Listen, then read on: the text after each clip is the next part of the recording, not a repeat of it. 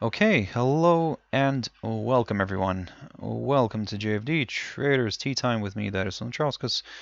Today is the 13th of November 2019, so welcome everyone. Welcome to this Wednesday's afternoon session where we're going to have a quick look at the markets, a few of the charts that we looked at this morning as well, just to see how everything's getting along. But as always, before we do that, let's quickly have a read through our risk disclaimers. So, the content we produce does not constitute investment advice or investment recommendation, should not be considered as such, and does not in any way constitute an invitation to acquire any financial instrument or product. As always, a few seconds for you to read the rest, and we can continue.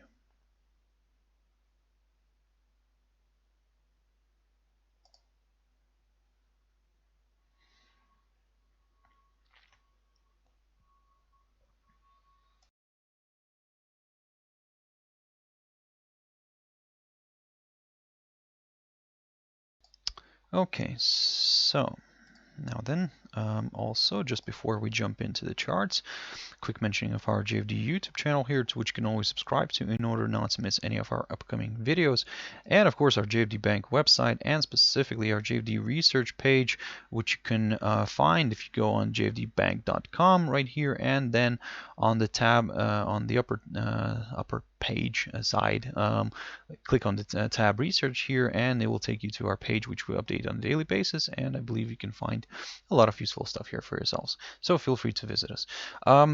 But right now, let's jump into the charts. Now, the first one I want to touch on here is the DAX. So I've looked at the German DAX here this morning, and of course, what I was saying that keep your eyes on some of these levels, and basically the levels that I was talking about were the 13,144 on the downside and the 13,300 level on the upside. So in a way, this is what we had. We got a nice slide. I was talking about this one this morning, basically, that we may see this one drifting further south here, but the more convenient for us, the more comfortable level for us to after which we would consider more further declines, it would be below this 13,144. But as you can see, we only got a test of that area, but kind of the index was not able to, let's say, drift further below it. So in a way, this area acted as a fantastic area of support, from which the index rebounded and kind of pushed back to the upside. The only thing is that to keep an eye on is, of course, overall we are still within this, or should I say, trading above this upside support line taken from the low the 15th of August. But let's not forget that we are quite extended, or should I say, we're quite far from this upside line. So in a way, a bit of a correction move here lower could be possible. The only thing is, as I said, from the very short-term perspective, we'll keep an eye on this 13,144. If we get a drop below this, then yes, we will aim for slightly lower levels. We will keep it short and simple. We'll go step by step. First, we will target of course, the psychological 13,000 level. Slightly below it, we do have the 12,986 zone, which marks the high of the 28th of October. And if that fails to withhold, then yep, further declines could be possible towards this little area near the 12,815 zone. So keep your eyes on this one, guys. Keep your eyes on this on some of these levels, but of course the main focus right now will be on this this little range, in a way, that we're getting ourselves here, and that's, again, I'll repeat myself, that's roughly between the 13,144 zone on the downside, and on the upside it's the 13,300 level. So in order for us to examine higher levels, we need a push above that one here, above this upper side of the we can call it a small tight range here. So above the upper bound of this range, then we will consider higher areas. This way the index would confirm a forthcoming higher high, and we could then aim for, yep, as I said, higher levels. Until then, as long as it remains in this little territory, we are going to be we're going to stay neutral. S&P 500 now. Looking at the cash index right now, it is currently slightly below the yesterday's close, not far from there. But the main thing, what I was talking about recently in one of my videos, where I was covering the S&P 500, I was telling you guys to keep a close eye on this upside support line. This, of course, a bit of a tentative one, but nevertheless an upside support line. And as you can see, yesterday the index sold off at the end of the day and managed to test this upside line, but kind of failed to break below it or even stay below it. So basically, for now, we are kind of stuck here in this little limbo. We're keeping an eye on the yesterday's highs because yesterday the index managed to form a new all-time high here and managed to reach the level near the 3,102 zone. 2 and 3 is roughly around there. So in a way, this barrier here is going to be that gateway towards higher levels. So in a way, if we see a push above this, then this would confirm a forthcoming higher high, and the index would be placed once again in the uncharted territory. So that's why for now we're going to keep it very simple here with the upside. We need to see a break above yesterday's high before examining higher levels. In terms of the downside, now the downside is more probably attractive right now, but again, we need to see that initial break here, break below this upside line, and of course a drop below some of the areas of support here. Now, yesterday in my Traders Tea Time, I talked about the S&P, and basically I've said to keep an eye on this level right here near the 3,065-66 zone. But in a way, given that the index has moved already a little bit further, we can start looking at lower areas. If we see a drop below the 3,076 zone, then yes, we will aim for this 3,066. But if that fails to withhold, now this is where it could become a little bit more interesting for the sellers. So keep your eyes on this one. Another index, but slightly a different one, and that's DXY. So DXY is still balancing below this key barrier of resistance near the 98.42. But of course, all this is kind of still looking quite good for the DXY. But again, let's not get ahead of ourselves. Let's wait for that confirmation break, and probably ideally a close above this 98.42 level would be great here for DXY, for more buyers, and we could see this one drifting initially towards the 98.65 or even going further a little bit towards the 98.90 level. So this is going to be our target. For now, we're just keeping this one, or should I say, we're just sitting this one out right now. We're waiting for that break, because until then, until we see that break, we're not really doing anything here. Even with the downside, it's probably a slightly more conservative approach here, but nevertheless, we rather be safe than sorry. So if we see a drop below the 98 zone, then yep, we will start looking at slightly lower areas here.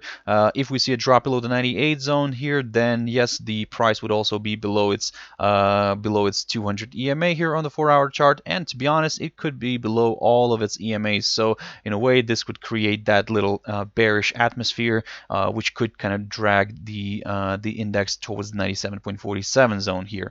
So keep your eyes on this one. Bitcoin, just wanted to quickly update you on what's happening here. Same formation. I've looked at this one yesterday, and same pattern, same formation here is still playing out nicely. So we are having ourselves a nice falling wedge pattern. And I'm, by the way, looking at the Bitfinex exchange on the 4-hour chart here. And we are, like I said, we are in this falling wedge pattern, and as you know, according to all the TA rules, these patterns tend to break to the upside. The only thing is that we cannot really, until it's trading inside this, we cannot really assume that. We need some confirmation breaks first. So, or should I say, not assume, but consider that, because we can still assume that this could pop to the upside. But again, just to kind of have this reassurance, push above the 9,250 zone could in a way do the trick here for more buyers, and we could see this one climbing higher towards the 9,645 zone initially, or then we will target this this highest point of October near the 10,480 zone. But until then, as I said, until we get that break initially of the of this upper side of the falling wedge, and then of course a push above this barrier right here, we're not going to do anything here, because in a way it has the same equal chance of drifting to the downside here. The only thing is, for the downside, we are going to start considering lower levels if we see a drop below the 8,371 zone here. first, because until then it might drift lower, it might break the lower side of the falling wedge, but in a way this area here previously acted as a fantastic area of resistance. Now it could take the role of support, so that's why only after a break of this level here that we will consider lower areas. NZDJPY. This morning I talked about this one as well, and basically what I was saying that we may see a bit of a correction here before we could aim for higher levels. So after we did get that spike this morning. You can see that the pair did retrace lower. It drifted back down, tested this area near the 69.47 zone. From which it kind of rebounded, and now it seems that this could reverse back to the upside and push higher. The only thing is that, of course, given that we are within this range here, short-term range, of course, but nevertheless in a range, in a way we should remain somewhat neutral, or in general neutral, and we should wait for a clear breakthrough one of the sides here of this range. That said, let's not forget that overall it's kind of still climbing higher. It's still trading above this upside support line taken from the low of the 2nd of October. So in a way, if this might, let's say, if it decides not to break one of these sides anytime soon, it might end up just drifting sideways here, moving back and forth. It may test this upside support line here eventually just automatically, and then rebound from it and then push to the upside again. Of course, that's one of the scenarios. Sometimes that happens, but let's say in this case, if it doesn't happen, if let's say the pair decides to travel higher and eventually pushes above the 69.95 zone, or in a way actually you could round it up towards the psychological 70 level. So if we get a nice good strong push above the 70 mark, then yep, we will aim for higher levels here, guys, and we will start looking at areas like, for example, the 70.78 zone, roughly around there, which marks the low of the 25th or 26th. Let me just kind of drag this one here. July, basically, that's the 25th of June. Oh, there we go, June. So that's what we're going to be targeting. But again, until we get that break here, we cannot really talk about the upside, although there is a lot of things that are leaning more towards the upside. Again, we'd rather be safe than sorry. We need to get that confirmation break first before examining further up move. In terms of the downside, well, this is going to be straightforward, to be honest. If we see a drop below the lower side of this range, yes, it increases the chances of a further drift lower, but ideally also we would like to see a break of this upside line, and then we will aim for lower areas. So that's why it seems that the downside could be slightly off the table for now, but again, let's keep that idea in mind, but it's probably looking more towards the upside. But then again, we need that confirmation break first. So yep, I hope that's clear, guys. So keep your eyes on this one. AUDCHF, another interesting pair. Now, looking at this one here, you can see that the pair managed to break this upside support line, this short-term, still a short-term upside support line taken from the low of the 23rd of August. The pair drifted lower. It broke below the 0.6792 zone. Excuse me. It tested perfectly the 0.6750 area, which now is acting as a fantastic area of support here, the same as it did on the 24th of October. The idea here that we've posted also on our TradingView account here, around well, today actually. So we are looking for the downside, even though if, let's say, if we could see a bit of a correction here back to the upside, let's say as long as it continues to trade below either the 200 EMA here on the 4-hour chart, or at least this upside support line, we will continue targeting the downside. So especially if it starts dropping below the 0.6750 level again, and then yep, we will aim for the 0.6691 or even lower. So for now, keep this idea in your heads. In a way, if we see a push higher again, we will consider this potential curving down kind of movement here. But if it decides not to travel higher and starts dropping below the 0.6750 area straight away, then yep, we will continue aiming to the downside. So let's keep an eye on this one, guys. GBPJPY, just a quick update on this one. I talked about the GBPJPY this morning, basically, and I was saying that keep your eyes, guys, on the on this little range here that we've got between roughly between the 139.44 and the 140.69. So you can see that the pair drifted lower towards the lower side of this range. Let's see if it can break it. If it can, that's wonderful. That's good news for the sellers. We could see then the path opening towards the 200 EMA here on the 4-hour chart, which roughly coincides with the 137.90. There we go. So roughly around here, guys. That's going to be our first target. But again, we need to see a nice, good, strong move here, strong pierce through the lower bound of the range. For now, we can see that the pair is stuck in here. So in a way, even though it is drifting right now closer to the lower side of this range, still we could get something like here that we had on the 8th of November, from where the the pair kind of rebounded and pushed back to the upside. So for now, wait for that confirmation break, guys. Something that you probably don't look at very often, and just wanted to quickly run through you guys, run by you guys. USD Mexican peso. So the US dollar against the Mexican peso is exploding today to the upside. It traveled fantastically. It started its move higher yesterday, but today it's kind of continues to move higher and is now near its key area of, or should I say, it's at already its key area of resistance near the 19.49 zone, roughly around here. That's basically near the low of the 4th of October. Let's see if this area can hold. If it can, then this could lead towards a perfect correction, maybe to the downside a little bit. We could see a bit of correction here, and if the rate continues to trade above its 200 EMA right here, then on the 4-hour chart, of course, then we could see another round of buying. That's why, guys, for now, be very careful with this one. Although they are quite interesting, these pairs with emerging market currencies, still they can shoot one. Well, they can shoot one way, and then it's sometimes difficult to find where they could stop. So as the same story as here, you can see that if somebody basically was trying to enter a short here at let's say yesterday, then well, they definitely got already stopped out. So that's why for now, guys, keep your eyes on this barrier. You can see that the pair is sliding already lower slightly, below the below the 19.49. So that's an interesting barrier right here. Let's see if it can continue holding.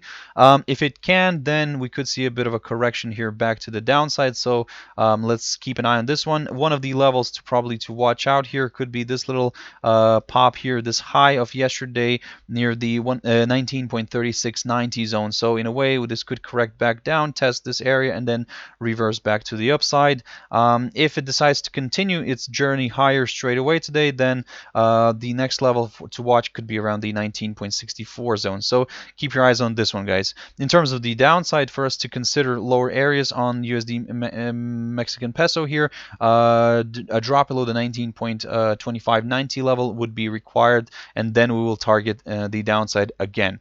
USD ruble, also something that's quite interesting, also popping to the upside.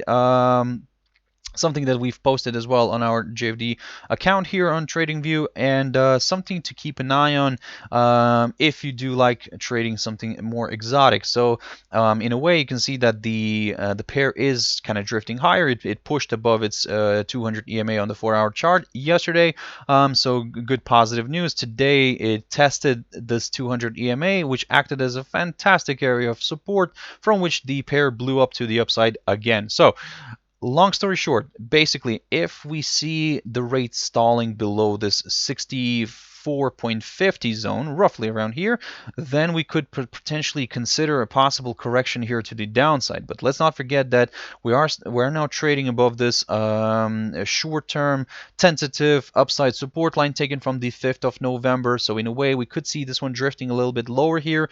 And if, let's say, it struggles to drop below this upside line, then we could see another round of buying here, and potentially we could maybe bypass this 64.50 zone and aim for higher levels. So for now, we're kind of keeping an eye on this potential scenario, but again, we will continue considering this scenario as long as the pair continues to trade below the 64.50 barrier, which is right here. So keep your eyes on this one, guys. Quite interesting developments here, quite interesting pair. Let's see how this is going to play out. We'll definitely pick up on this one again just to see how everything played out, but later, of course. Euro USD, the last pair for this session. This is what I was talked about this morning. So basically, if it continues to trade below the 1.1016 zone, we will target the downside. So we did have a few attempts to break above this, but as you can see, it never kind of even closed a 4-hour candle. So in a way, this continues to drift lower. This is kind of increasing its chances for a test of this 1.0989 level. So this is the level that I was talking about, and I keep talking about in every single video. So for now, that's what we're going to be aiming for. We're not going to drag this one too much to the downside. Even if, let's say, if we see an overshoot here, a false breakout, then we will. Yep, this is the level. That's just going to prove how important this level is. For now. Again, like I said, guys, for now, keep your eyes on this area. This is the target that we're aiming for, unless this suddenly starts reversing back to the upside sharply. So we'll keep an eye on this 1.1016. If we get a push above this, then in a way we could see maybe some sort of a move here higher, maybe towards these little highs here near the 1.1043 zone.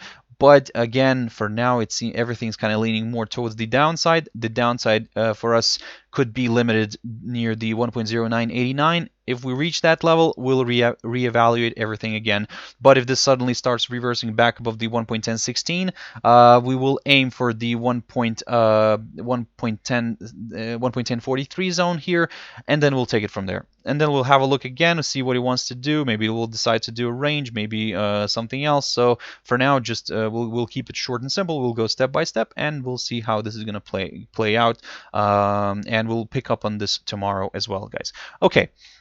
I hope you found it useful. Thank you very much for sticking around and watching it till the end. So I do apologize for running a little bit over my time. But yep, as I said, thank you very much for joining in. If you want to join me tomorrow morning, that's 7 o'clock GMT time, as always. So yeah, feel free to tune in then. But for today, guys, I hope you have a wonderful evening. Stay safe. Don't overtrade. If you are still trading, have your stop loss in place.